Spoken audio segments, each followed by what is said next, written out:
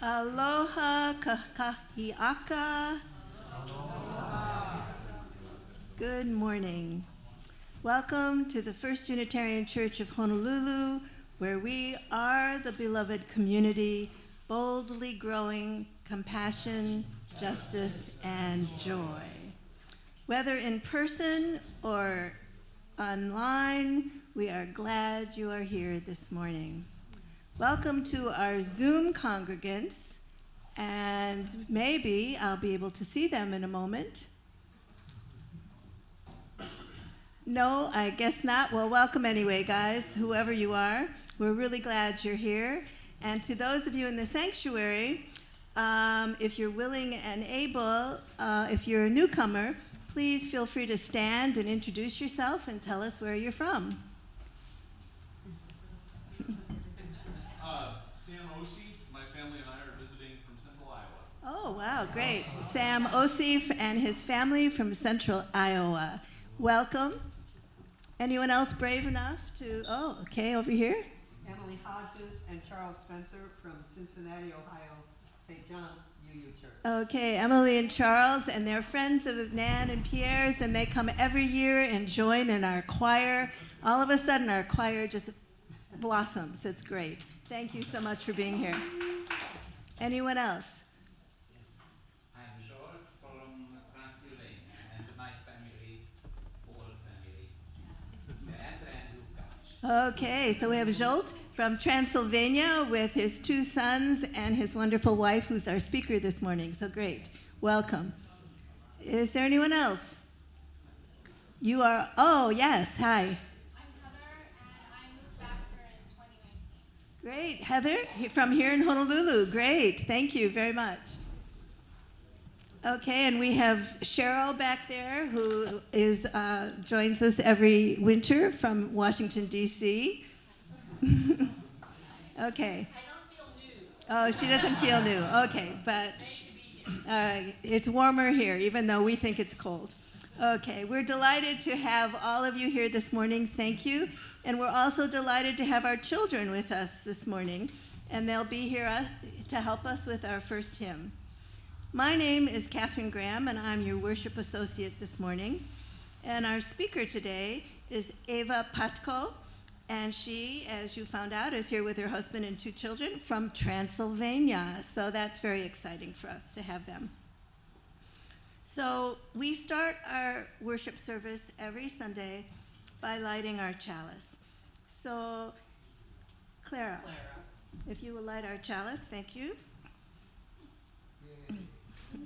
This morning, we light our chalice for peace, a concept that seems a bit missing in today's world. May peace prevail through our mutual care of each other, our city, our state, our country, and our world. Let our light shine. So we will now ask the children to come up, and those who are here, Coraline, where did she go? She's always disappearing when you need her. Well, okay, Coraline, if you want to come up, and we're going to sing Spirit of Life. Showtime. It's showtime. Okay, so please rise and join us in singing. And the children can come up if there are any out there, if they'd like to come up.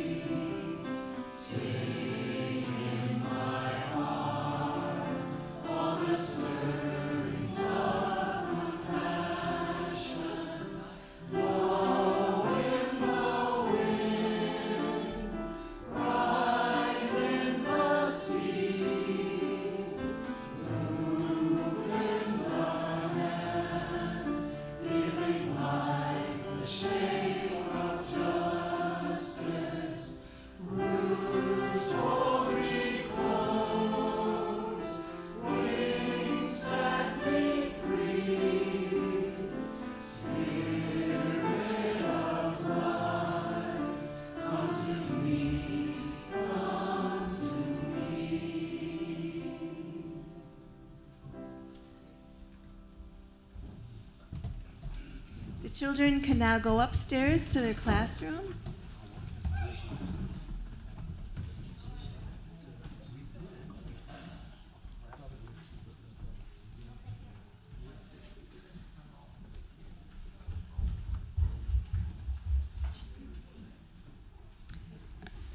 So some may wonder, what is so special about Transylvania?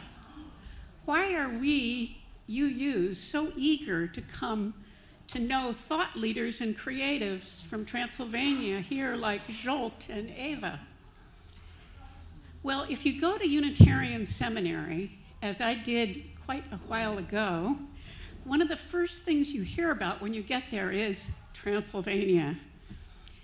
And you think, they tell you, this is the birthplace of our faith. This is the only country to have ever had a Unitarian king. A few of us have been to Transylvania here.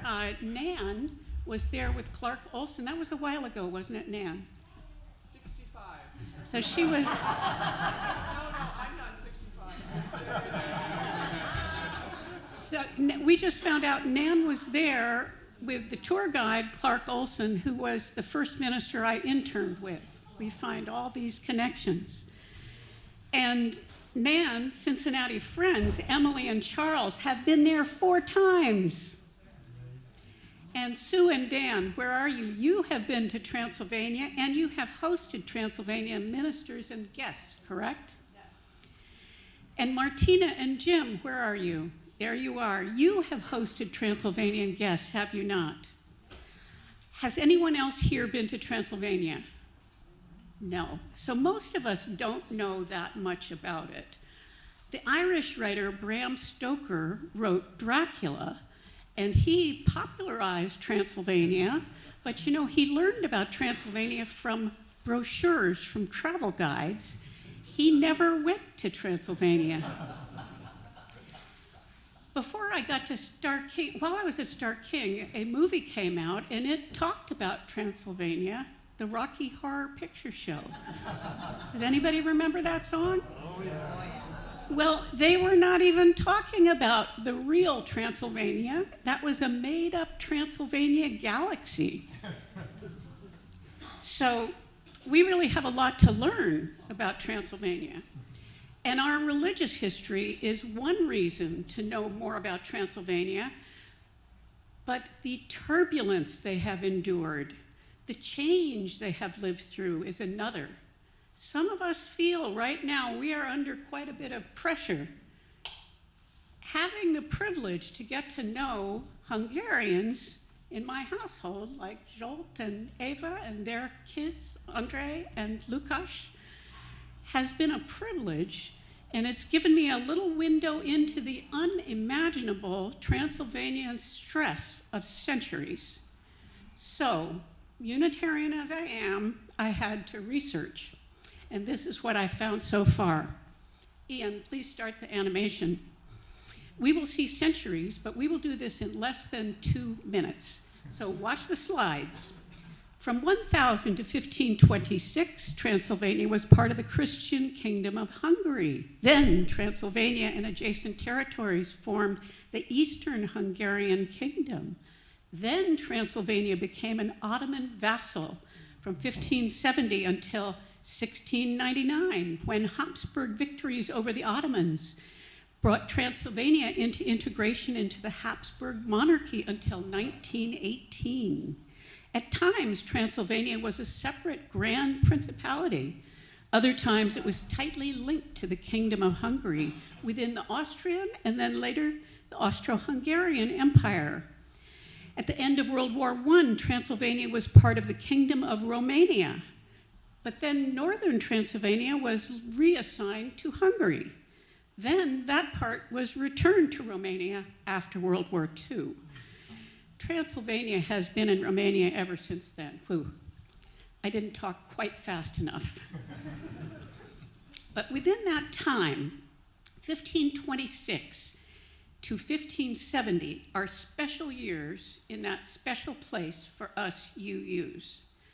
Seminarians learned that these years were a critical moment in the radical Reformation, grounding later UU claims about the roots of religious freedom and our oldest churches. Transylvanian is the site where Unitarianism became an officially recognized church. In 1568, under King John Sigismund and preacher Ferenc David via the Edict of Torda. How many of you have heard of the Edict of Torda? Look at that. Oh my God, we are so smart.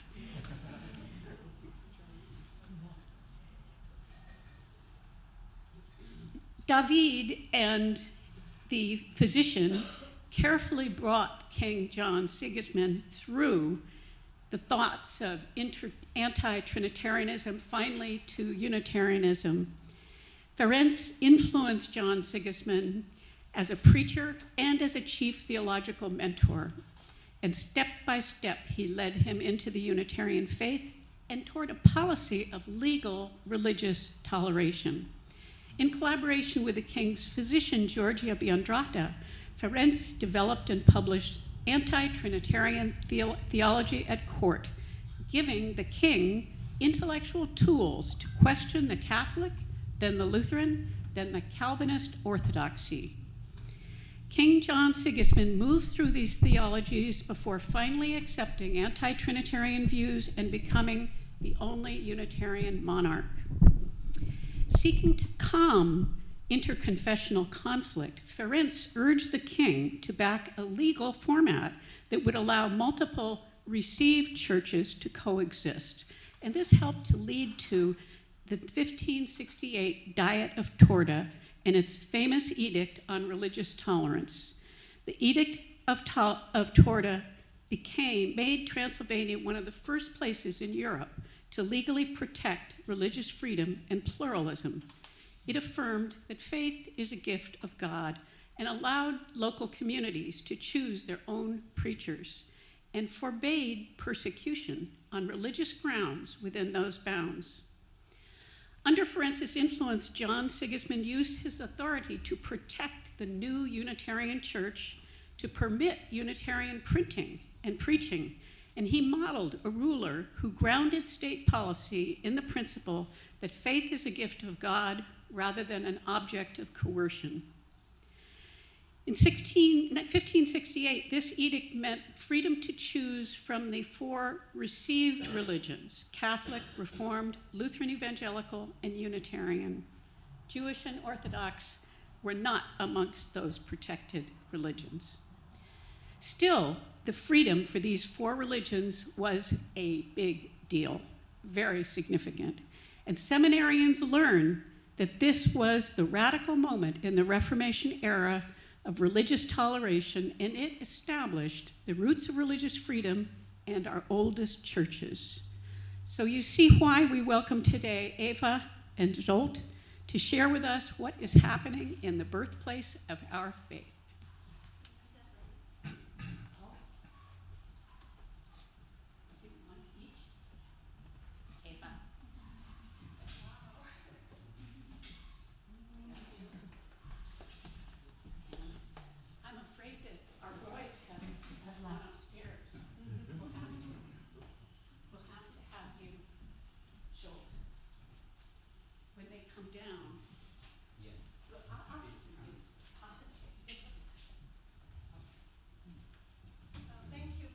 Welcome. So as you heard, Transylvania, or Erdély in Hungarian, or Ardeal, I have already one. Hear me? It's okay? Okay. So Ardeal in Romanian means over the mountains. We are multi-ethnic there, around 7 million inhabitants, Romanians, Hungarians, German-speaking, Schwabish and Sassish, but most of them left in 3 big waves, leaving behind empty villages and all their possessions. And these villages are now inhabited by others. There are Jews, only 4,000 people left out of almost 500,000, with huge numbers, of course, deported in Second World War. Just from the 2 cities from 16,000 never came back. Today there are a few 100,000 Roma people and also other ethnicities, Armenians, Turkish, Slovaks, etc. As you've heard from Reverend Deborah, we had quite a lot of turmoils and conflicts. My grandmother, Kovac Ilonov, was born and lived in the same house all her 82 years, never moving away. Still, she lived in 3 countries. Well, the borders kept changing above her head.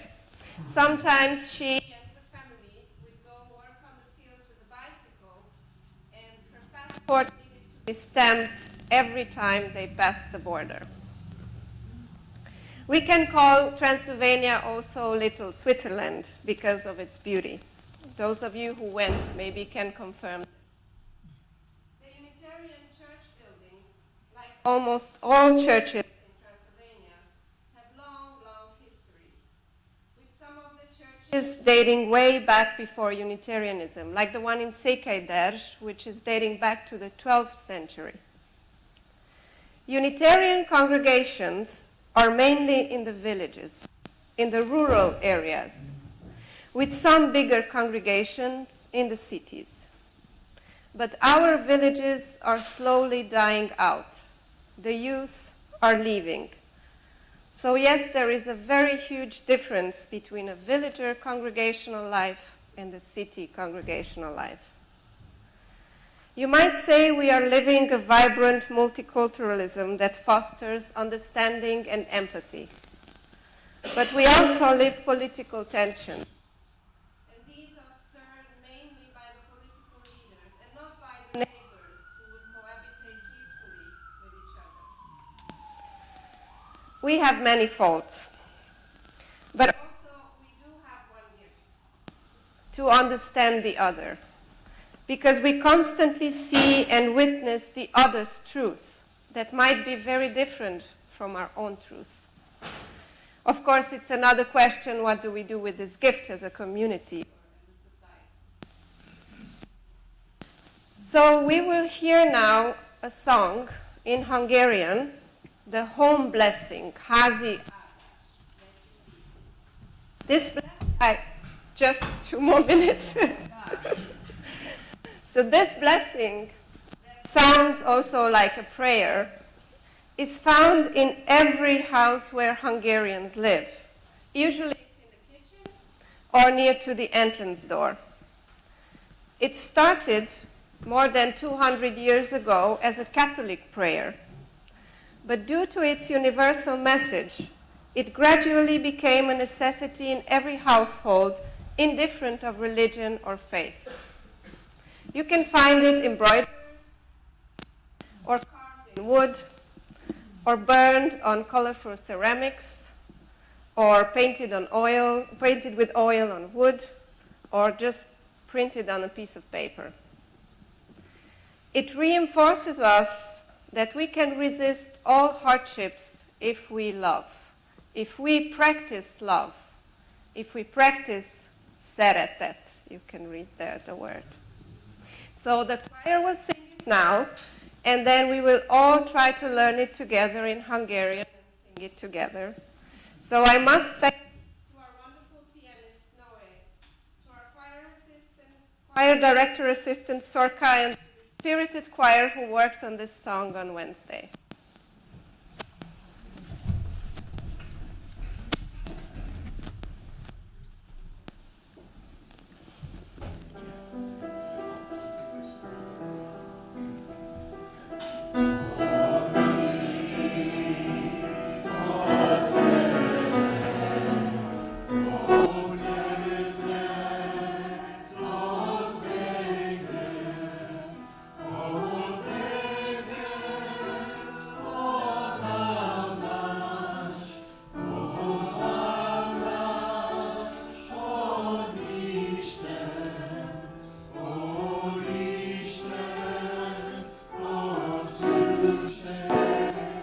Signal for that transmitter keeps dropping out, so you might have to just stay at the podium. Okay, then I can keep it.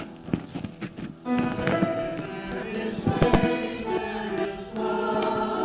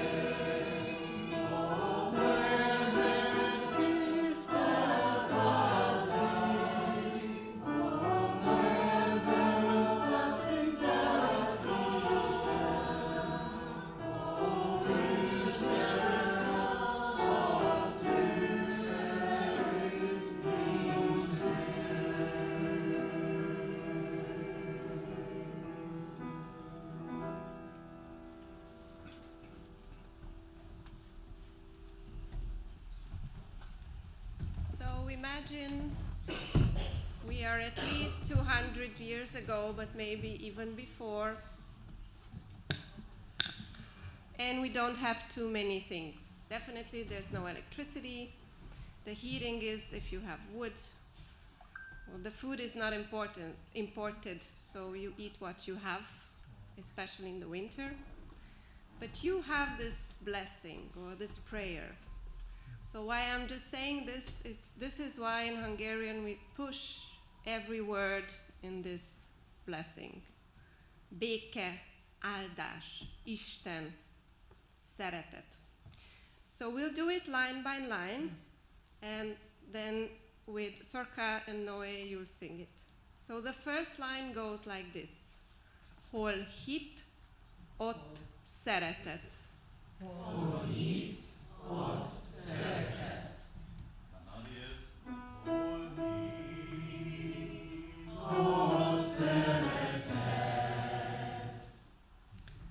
Hol szeretet, ott béke.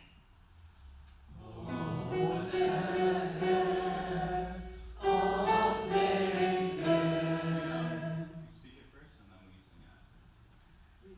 Hol béke, ott áldás. Hol béke, ott áldás.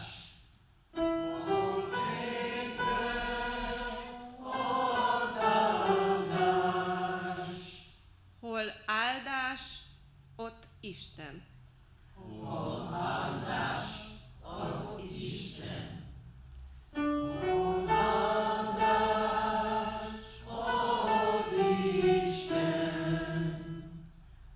Hol Isten, ott szükség nincsen.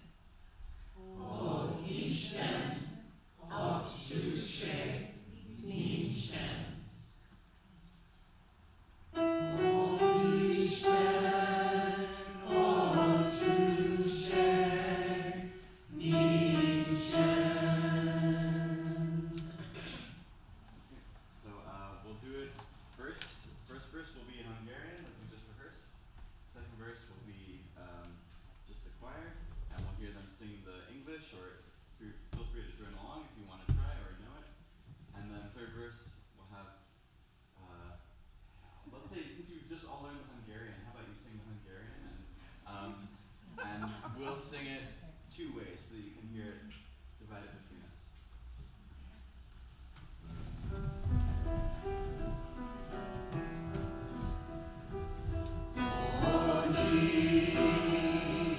Hosanna,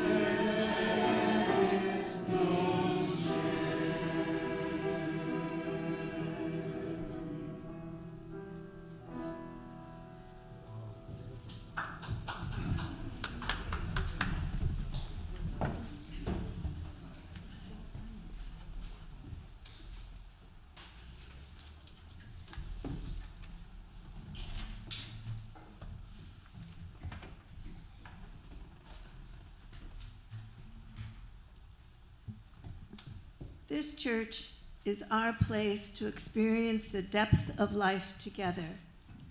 This book stands for the lives we share within our beloved community. Some of us write in this book our joys and concerns. Others see the book and know they can share their joys and concerns freely here or in the gallery with one another after the service, in workshops with wise leaders from afar, with our minister, Reverend Deborah Bond Upson, or with members of our care team. Now we will share our joys and concerns and learn about the cares of others in our community. We have one joy, well, we have two joys. One, Allison Rowland Sizik is pleased and proud and grateful that her younger son, Corbin, graduated with a bachelor's in environmental design in December. And Corbin is also the grandson of our dear Molly Rowland. So that's great news.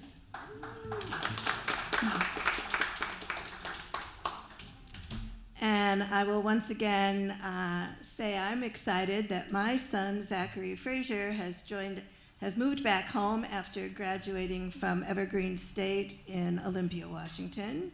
So that's good news. And Kimberly Towler wrote in and said that she's happy to be home. She had been in Florida with her sister, Marianne, who's now back on her feet after another ER stay and 6 weeks in a rehab facility in Tallahassee. It was wonderful spending that much time with her and getting her home into good order.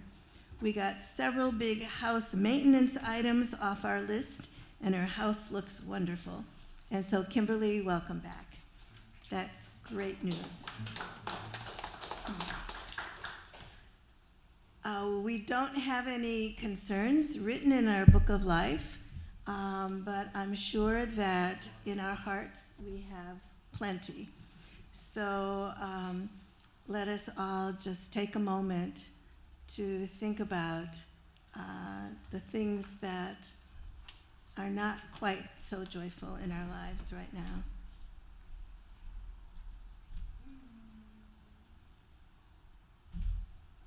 The bitterness and sweetness, the concerns and joys of life remind us to live these days together. The brave adventure and the holy understanding we share in this journey echo today, as they always do, here in the Book of Life and in the hearts we bring to share here today with each other. And may it always be so.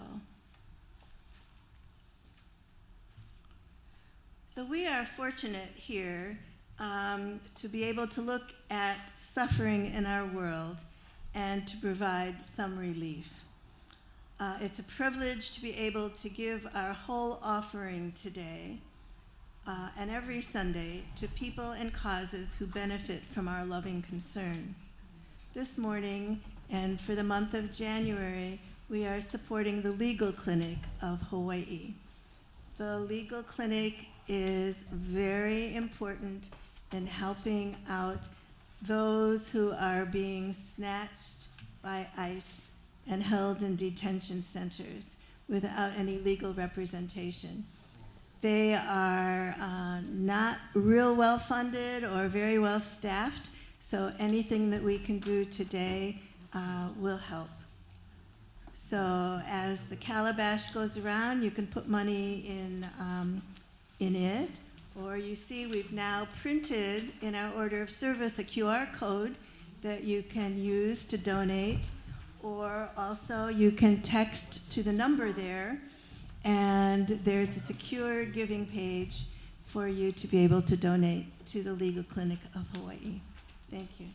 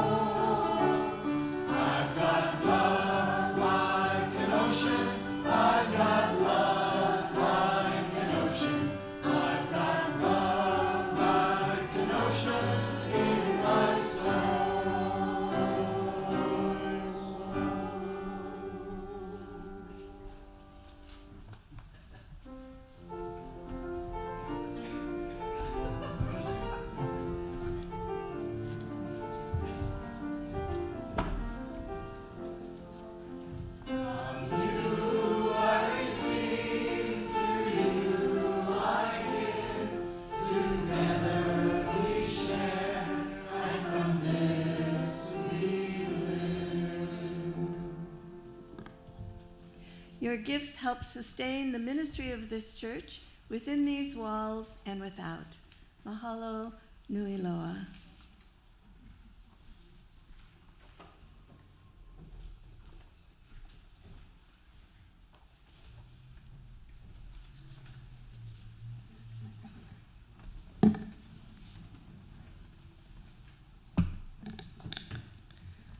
The reading for today is by George Lang, sitting here with us, whom I'm so fortunate to be his partner of life.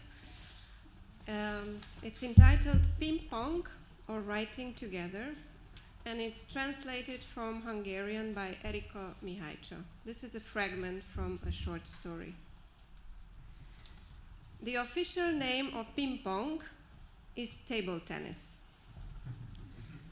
Writing Together has neither an official nor a nickname. For want of a better term, they call it writing for four hands. Well, writing for two hands, after all, only 1 + 1 hand is engaged in it. Or simultaneous writing. One of the best handbooks on ping-pong, translated into all major languages, including Chinese, was written by Farkas Ponett from Kolozsvár. There are next to no treatises on writing together, however. And if it gets mentioned at all, it is brought up as an example of impossible possibility, or dismissed with a joke. One of the biggest problems of writing together is the lack of a writing together table. The ping-pong table, on contrary, is given 9 feet in length, 5 in width, and 30 inches high.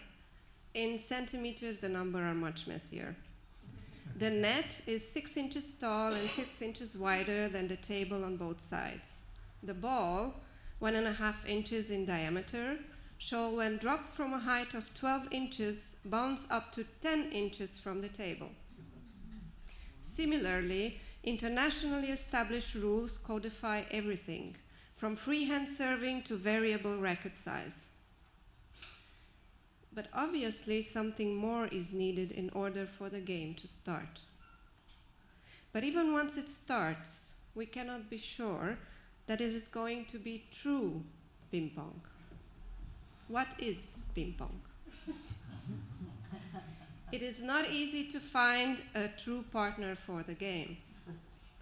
Everybody is looking for the unconditional, while running into an endless series of conditions. Can you spare time for me? Would you fancy playing with me? Do you have enough courage to show your weakness? To show the well-kept secret of your serving? So the odds of finding your ideal partner are, according to Drake's allegedly reliable equation, 1 to 250,000. Many put it down to fast reflexes, but reflex comes a miserable second to the sense of rhythm. Farkas Ponett was thrice put on a train bound to Auschwitz, and 3 times he managed to escape thanks to my sense of rhythm. He walked off from between 2 gendarmes on the cover of the white steam let off by the stationing train. Spielberg shot a 2-hour documentary about him, worth watching. When I return the ball, pong, my backswing is not only an answer, but a question too. One I put happily. We will write letters more happily if we know that the addressee is preparing excitedly for the answer. If I know that my partner keeps thinking of the game even when not playing. The conjured up future fills her present, just as it fills my present. We carry each other in our comings and goings, as we carry our shoulder bags containing the most indispensable things. If we put the question now, what is ping-pong? The answer will be unequivocal because the answer is voiced in the language of ping-pong. Qu'est-ce que c'est? Ce este? Micsoda. What is it? In whichever language I should put it, the language tries to influence the answer to come with its method of interrogation. But if the question was put in the language of ping-pong, any answer to it will also be in the language of ping-pong. And I am thoroughly comprehended in this answer. The language of ping-pong transports me to my nakedness, to my flawless core of my being, to veillessness. There is no external will, desire, intention to encroach on me or on my answer. It is no question if I understand the question, or if my partner understands the answer, for we are both inside it. We are shaped like the ball's sphere between ping and pong.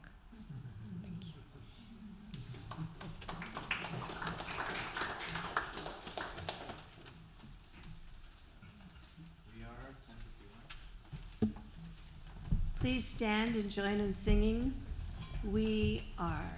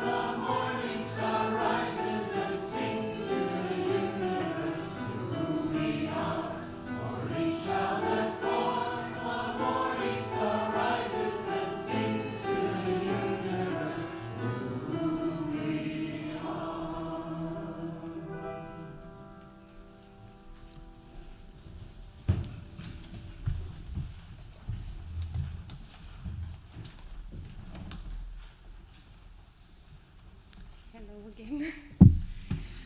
For the message today, I brought two examples, two congregations, and two performances that I think deeply connect to each other. Performances because my training is in theater, I'm a theater director.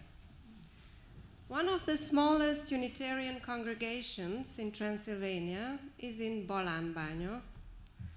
Bolan Banyo means the name of the mountains, and also Banyo means mine, or Balan in Romanian, the name of the mountain, which also means blonde, or Kupferbergwerk in German, meaning copper mountain, because they are iron and copper mines. During communism, the long period after the Second World War and the 1989 revolution, its inhabitants rose in number from 400 to 4,000, changing also its ethnical components, and decreasing after closing the mines, with 2/3 Romanian and 1/3 Hungarian today. As I said, Bolambano has one of the smallest Unitarian congregations in Transylvania, about 10 to 15 people and their non-Unitarian spouses. They gather 4 or 5 times a year during the bigger holidays in a house, always somebody's house. The minister from Gyergyó Szent Miklós or from Csíkszereda, also small congregations in a Catholic see, would travel there together with the congregation warden and the cantor, if there is any, to give sermon and share communion. When I was living in that region about 20 years ago, in Bolambano lived Mario Neni, Aunt Mario. She was sick, she was bound to her bed, not being able to move outside her house. So the minister would go to her house for her to have communion. And she was awed that she deserves this visit, that this is even possible, that her life, her story, her presence in that small community is important. Once she said that this is keeping her alive. This is why she does not wish to die yet. This relation to life, to living, and to one's own story struck me then, and it still does today. Because we have many people around us, we have communities living in the periphery who consider that their story is not worth telling. We must acknowledge this, and we should find a way to make these life stories heard. So there's a project, a theater project called The Underground, Sub Pământ, made by the Bucharest-based Replica Educational Center, the only educational theatrical center so far in Romania, which aims to make the stories of people who gave up on themselves as a community to be heard. We might have a slide here. So the creators of this performance visited and lived for weeks in these once thriving mining areas. They talked to people, they interviewed them, and they spent most of their time with the local children, finding out the stories of that community through the workshop that they were holding for the children after school or during school. Through the children, they found out who should be interviewed and what questions should be asked. They talked with people who are left without jobs, without future, without hope, with people who try to do something for these communities, with people who are locked in their past, and with the younger ones who try desperately to get away from that place, but they cannot. So this project is based on research and interviews, but it highlighted that people, old and young likewise, did not think they have a story to tell. They did not think that their story, if they have one, is worth telling. And when they attended these performances made upon their own stories, they could feel finally empowered. They could feel that their story is important too. Afterwards, the performance traveled and was shown in the communities in Romania, in all the communities where these mining areas are, also including the small town that I showed you. And then this performance was shown in big theater festival, in the capital, in metropolitan areas, for the people to understand and be aware that there is another side of their country another side of their society that they don't know about. I'll go on, and when we have the slides, we'll have them, so don't worry. So the next one should be, what I brought you is the congregational life in Kolozsvár. Those of you who have been, I'll just wait, yeah, this is the slides of the performance. Very simple, very easily travelable. And we can have the Kolozsvár one now.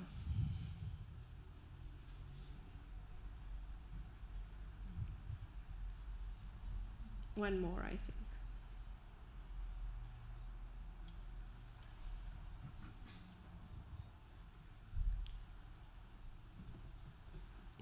So Kolozsvár, those of you who've been, you have must been in Kolozsvár, is the rich and thriving Unitarian life. With 3 churches, 3 congregations, it is really the hub, the capital of Transylvanian and Hungarian Unitarianism.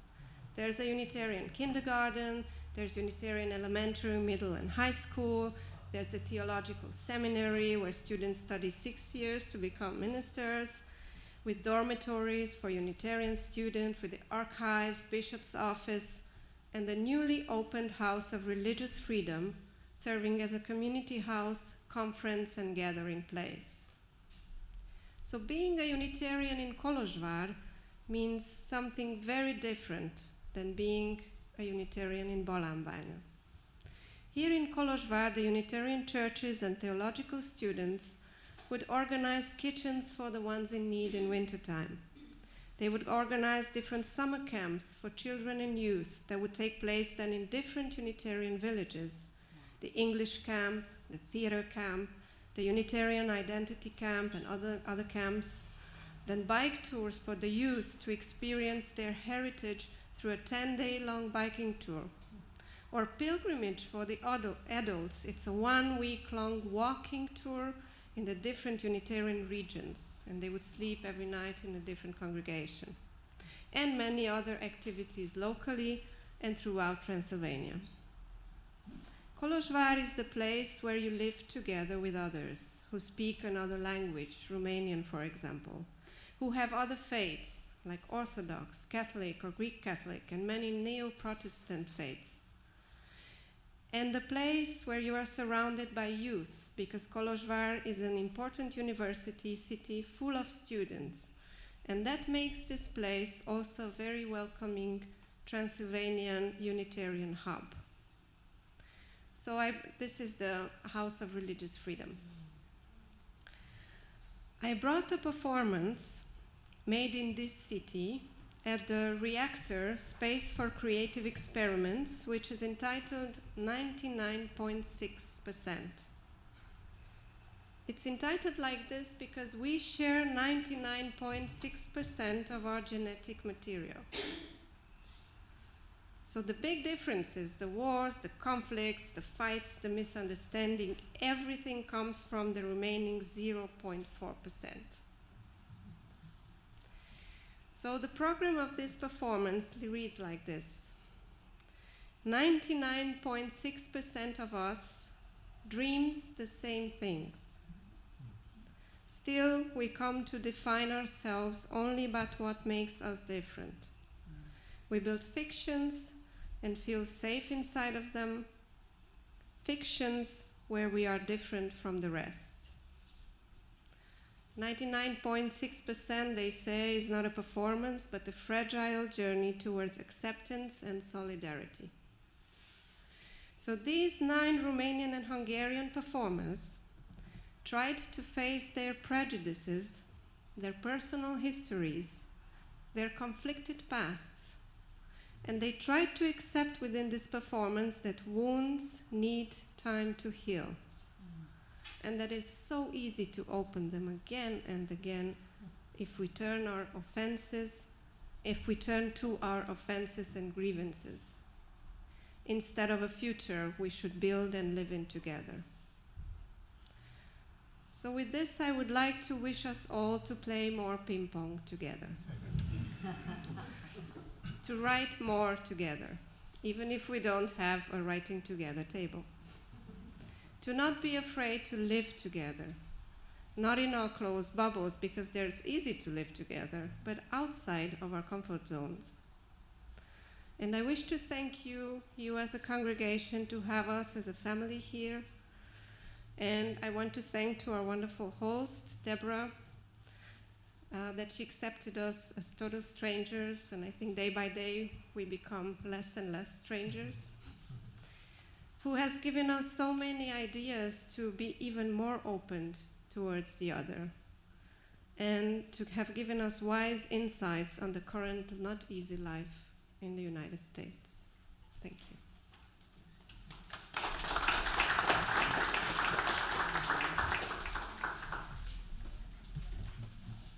Please stand if you are willing and able, and join us in hymn, Though I May Speak with Bravest Fire.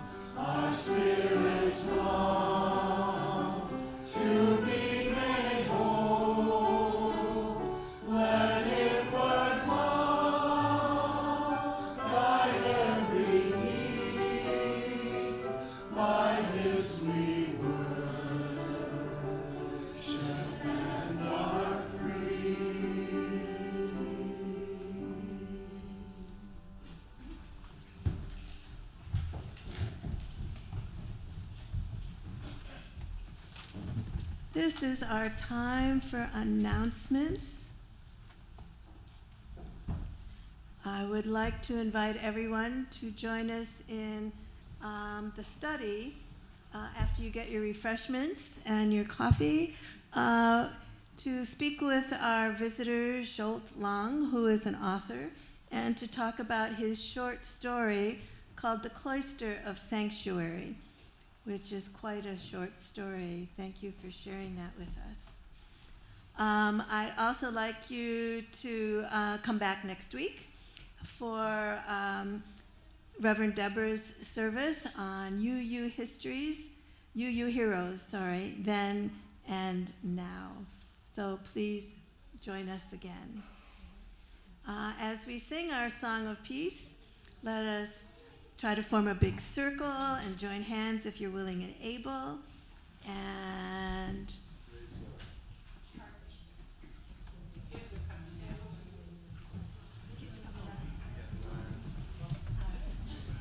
We want to remind you all that on Tuesday evening, 5 o'clock to 7, the ACLU will be here in our building, and we hope that many of us will be here for that meeting. And our children are coming down to join our circle now.